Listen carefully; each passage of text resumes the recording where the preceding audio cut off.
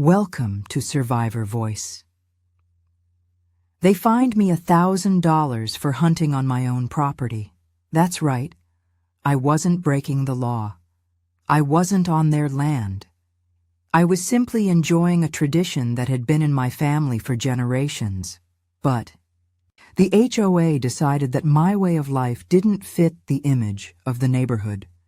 They thought a little fine would teach me a lesson. So I taught them one instead. I bought the land they used for hiking, and I shut it down. For good. No signs, no warnings. Just access denied. This is the story of how petty power plays backfired, and how knowing your rights can change everything. If stories like this hit home, or you just enjoy seeing the underdog win, make sure to subscribe to the channel. We dive into real stories where regular people turn the tables in the smartest ways. Now let me walk you through how this all went down. I moved into this neighborhood for one reason: peace. It's tucked away, surrounded by trees, quiet roads, and good views, the kind of place where people wave when they pass you. And I wasn't. Some outsider causing trouble. I'd been living there for years, paid my dues, followed the rules. My land? A couple of acres on the edge of the neighborhood. Wooded, private, the perfect spot for weekend hunting, just like my dad used to do. Nothing loud, nothing dangerous. Just me, my gear, and a little time in nature. And for a long time, nobody cared. In fact, a few of the neighbors would even stop by and ask how the season was going. It was all good vibes, until it wasn't. You see, the Homeowners Association, the HOA, started changing. New members joined. Ones who wanted to make everything more polished. They didn't like my old truck parked outside. They didn't like my dog barking when someone came too close, and they really didn't like the fact that I hunted on my own property. It sends the wrong message, they said. Wrong message, I thought. I was living in America, but things kept getting weirder. One day I found a notice taped to my door. A violation for unauthorized use of weapons. I called them up immediately. I said, "It's not illegal. It's private land, and I've done this for years." Their response? That may be true, but it's against community guidelines. Now. And just like that, I was slapped with a $1,000 fine. Not a warning, not a conversation, just a fine. That was the moment everything changed. You ever get that feeling? Like someone's testing how far they can push you? That's exactly how I felt when I read that letter. I wasn't angry because of the money. I was angry because of the message. They were trying to control something that wasn't theirs to control. I checked the laws, state, county, even municipal. There were zero restrictions against hunting on private land in that area, but that didn't matter to the HOA. They had their own rule book, and apparently they thought it stood above everything else.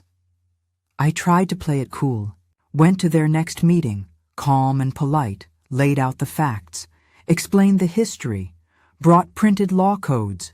I even asked them, "What exactly is the concern here? Noise, safety, optics?"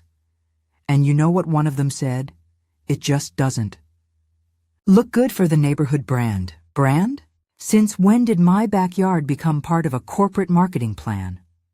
That's when it clicked. This wasn't about safety. This wasn't about rules. This was about image and power. They wanted everyone to fall in line. White fences, spotless, lawns, little garden flags that match the season. And if you didn't play that game, they'd try to shame you or fine you into submission. That fine was just their first move, a warning shot. I could have paid it and walked away. But here's the thing. I don't like being pushed around, so I started digging. I've always believed in one thing. If you're going to strike back, do it smart. No yelling, no drama, just facts and precision. So I spent the next few weeks doing something most of them didn't expect. I studied county records, land deeds, utility maps, property access rights. If they were going to play the rulebook game, I'd play it better.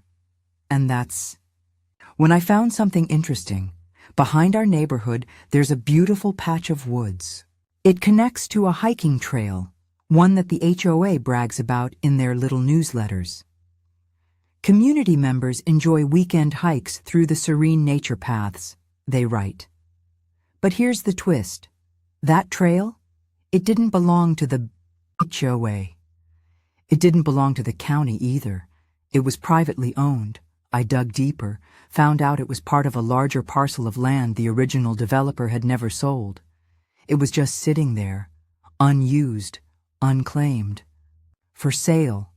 No signs, no fencing, just this open space that people assumed was public.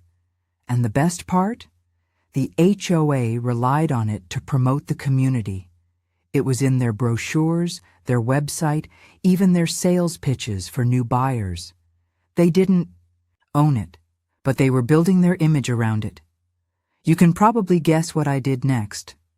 I made a few calls, talked to the county office, set up a quiet deal, and within 3 weeks, that land was mine, every tree. Every rock, every inch of that hiking trail, legally transferred to me. No big announcement, no warning, just paperwork, signed, sealed, done. Now it was my trail, and I had plans. Once the land was officially mine, I didn't waste a second. I put up clear, no trespassing signs all along the trail. Bright, bold letters, no confusion, no more weekend hikes, no more casual strolls, just one message: access denied. I sent a polite but firm letter to the HOA board explaining the change. That trail they used to brag about, it's private now. Their reaction? Predictable. Suddenly, the community-friendly faces turned cold. Emails flooded in. Angry calls from neighbors who had no idea. The HOA claimed I was being selfish. They argued I was ruining the neighborhood's appeal. Some even threatened legal action. But here's the kicker. I was within my rights. The paperwork was clean. The law was on my side. They had no case. And while the neighborhood was divided, the message was clear. You can't push people around and expect no consequences. I didn't just fight back. I took control. And that's the moment the HOA learned a valuable lesson about boundaries and respect. After the dust settled, things changed in the neighborhood. The HOA stopped their bullying tactics, at least for a while. Some neighbors stayed mad. Others quietly respected what I did. I even got a few who said, "You showed them." But this story isn't just about me. It's about knowing your rights and standing up when they try to take your freedom away. Sometimes, fighting back means thinking bigger than the problem. Sometimes it means owning the space where the fight happens, and sometimes it means making the hard choices, even if it means shutting down a trail everyone loved, because freedom isn't free. It takes courage, patience, and sometimes a little boldness. So if you ever feel boxed in by rules, people, or unfair systems, remember this: you have power. You just have to find the right way to use it. Thanks for sticking with me through this story. If you enjoyed it, don't forget to hit that subscribe button and ring the bell so you never miss a video like this. Got your own story about standing up to the system? Drop it in the comments.